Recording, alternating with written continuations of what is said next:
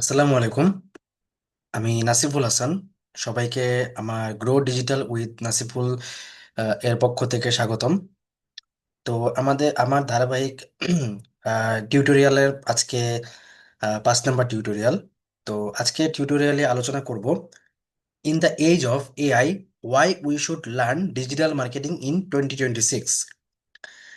আমাদের বর্তমানে 2026 সালে এসে এআই এখন আরো বেশি পরিমাণ বৃদ্ধি পেয়েছে এবং এআই এর ব্যবহারের পরিমাণও আগের চেয়ে অনেক বেড়েছে, তাই না?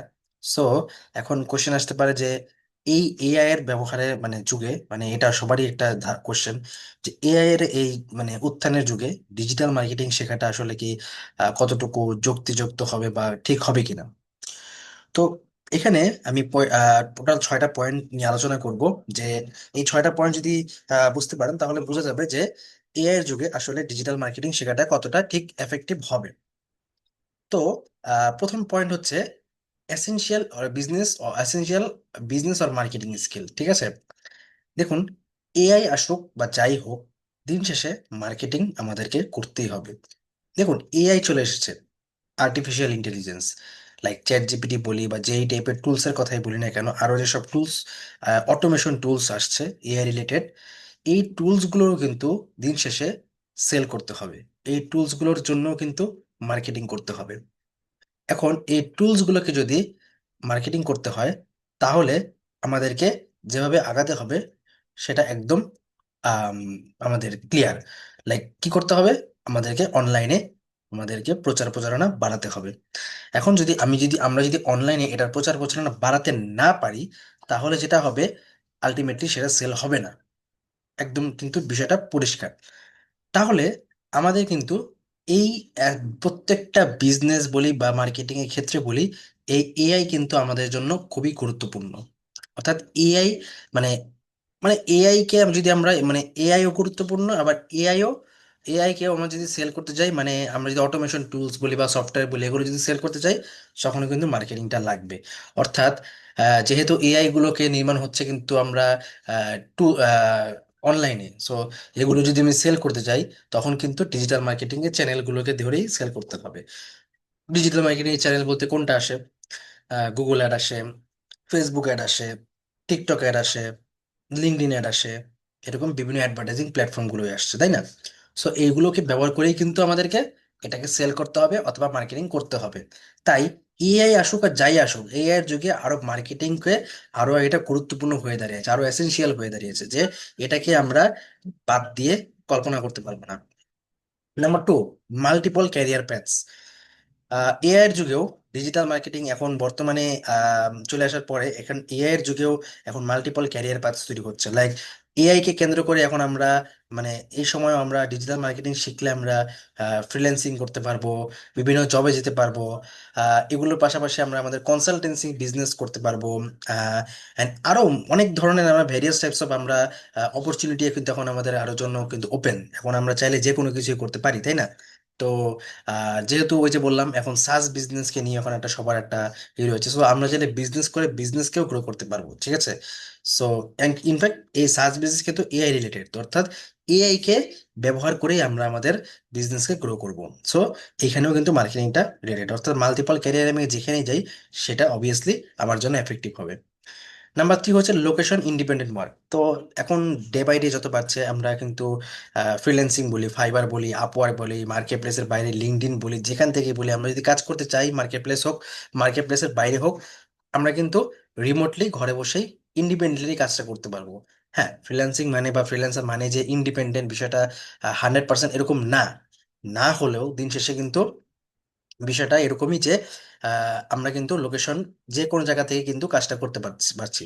সো ডিজিটাল মার্কেটিং আমাদেরকে এই অপরচুনিটিটা খুলে দেয়। লাইক ট্রেডিশনাল মার্কেটিং যেটা হয়, আমাদেরকে বিভিন্ন জায়গায় জায়গায় যেতে হয় বা ওভাবে কাজ করতে হয়। বাট ডিজিটাল মার্কেটিং ক্ষেত্রে বিষয়টা কিন্তু সম্পূর্ণ ডিফারেন্ট। আচ্ছা, নাম্বার 4 হচ্ছে এআই ইজ ট্রান্সফর্মিং মার্কেটিং। দেখুন, এআই কিন্তু এখন মার্কেটিং এর যে কোর কনসেপ্টটা রয়েছে সবকিছুতে কিন্তু একটা ট্রান্সফর্ম নিয়ে এসেছে, তাই না? লাইক এআই এর সময় কিন্তু এখন কিন্তু মার্কেটিংটাকে তো এখন আমাদের অন্য একটু শেপে চিন্তা করতে হচ্ছে। লাইক এখন আমরা অ্যাড কপি লেখা, হেডলাইন ডিসক্রিপশন করা, স্ক্রিপ্ট লেখা, বিজনেসের রিসার্চ করা, সবকিছু কিন্তু আমরা এআই কে দিয়ে আগে আমরা রিসার্চ করে নিচ্ছি, তাই না?